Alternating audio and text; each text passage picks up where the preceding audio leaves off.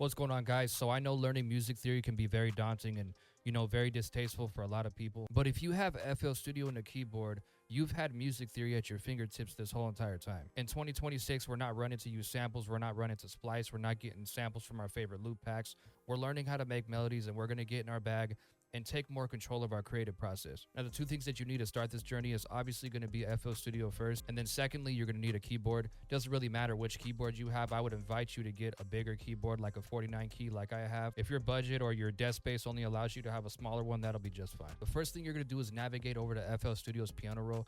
You're going to click this drop down arrow. You're going to go to view, and then you're going to go to scale highlighting. And this is where the sauce has been the entire time. No more guessing games.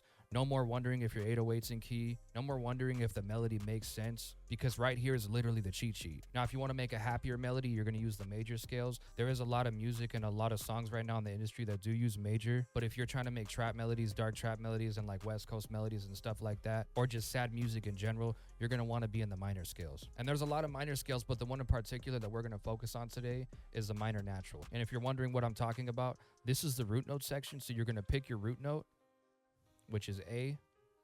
Then you're going to go back, and then you're going to pick minor natural. And once you do that, FL Studio is actually going to highlight all of the notes within the scale. And this is where you use your keyboard and your eyes to visually teach you how to memorize the scales and where the notes are within the scale. This scale in particular is A, B, C, D, E, F, G, A. Another scale that I use a lot is G minor. G, A sharp, C, D, D sharp, F, G.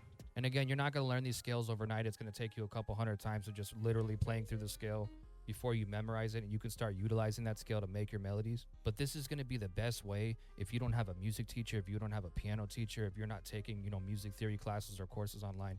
This is going to be the best way to fast track and to get the ball rolling so you could start understanding how to make your own melodies and start understanding music theory. And there's nothing wrong with clicking in notes, but this is the best way I put it. Clicking in your notes is like speaking to somebody else in a different language and having to use Google Translate to talk to them because you don't understand their language. There's always going to be that invisible barrier there that's going to kind of make the conversation shaky, not fruitful, and not organic. But once you learn the language, that barrier disappears and you can really start having emotional and deep and meaningful conversations with people. That's what learning how to play the keyboard and understanding these different kinds of scales will do for you. It'll dissolve that barrier between you and becoming a better producer, because now you don't have to sit here and click in a bunch of different notes and try to put a melody together. Now you can play all the notes at once. And once you learn how to play all the notes that are within the scale, you can start getting in your bag and making some dope ass melodies a lot faster than sitting here and typing them in with your fucking mouse. Like I said, guys, it's 2026. Let's stop running to samples and using loops as crutches to make our beats. You don't have to be in that box anymore or be behind that barrier. With this technique and this process, I'd say